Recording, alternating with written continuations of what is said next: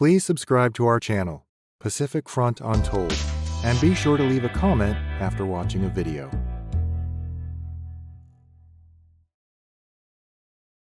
Singapore's transformation from a small colonial trading port to a economic global powerhouse is often credited to one man, Lee Kuan Yew, the nation's founding prime minister.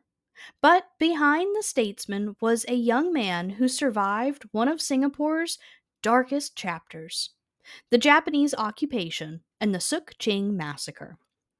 A brutal purge shaped Lee's worldview and his vision for Singapore's future, one defined by resilience, security, and unity. Lee Kuan Yew was born in 1923 to a middle class Chinese family of Hakka descent. Raised in Singapore under British colonial rule, he was exposed early to the complexities of racial and social divisions in the multi ethnic city. At Raffles Institution, Lee showed exceptional intelligence and discipline, excelling academically and cultivating a passion for English literature and debate. These skills would later serve him well in politics.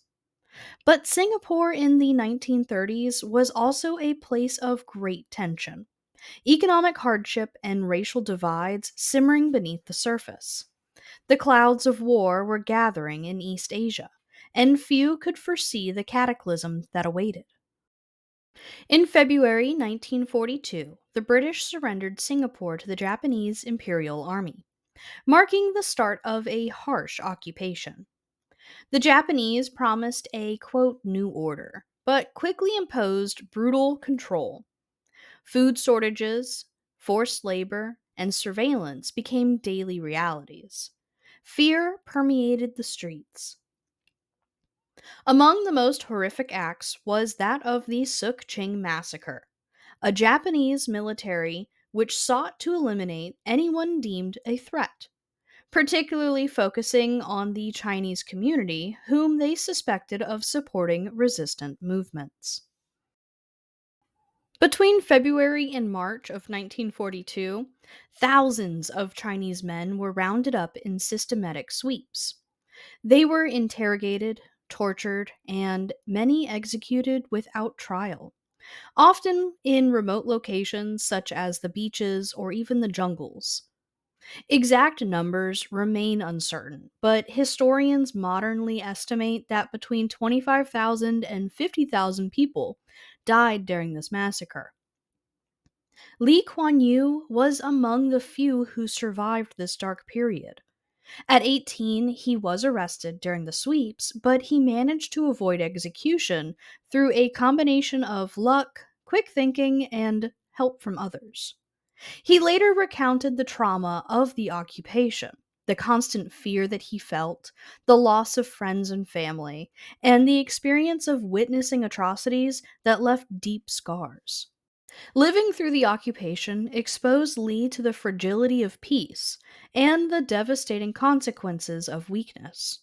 He saw how colonial neglect had left Singapore unprepared and how racial divisions had been exploited to tear communities apart. These lessons drove his conviction that Singapore needed a strong, united governance to prevent future tragedies. Lee's survival also fueled his determination to educate himself further, leading him to study law at Cambridge after the war. After the war, Singapore was chaotic. British colonial rule resumed, but was increasingly challenged by demands of self rule and independence. Lee returned from Cambridge in 1950 and quickly became involved in the political scene, joining the People's Action Party of 1954. He advocated for social reforms, racial harmony, and economic development, all aimed at creating a strong, self sufficient nation. His leadership style reflected the lessons of occupation, a focus on discipline, pragmatism, and the commitment to national security. As Prime Minister from 1959 to 1990, Lee implemented policies emphasizing meritocracy, social harmony, and national defense. He introduced compulsory national service, strengthened law enforcement, and promoted a multiracial identity that prevented the violence that had plagued Singapore's past.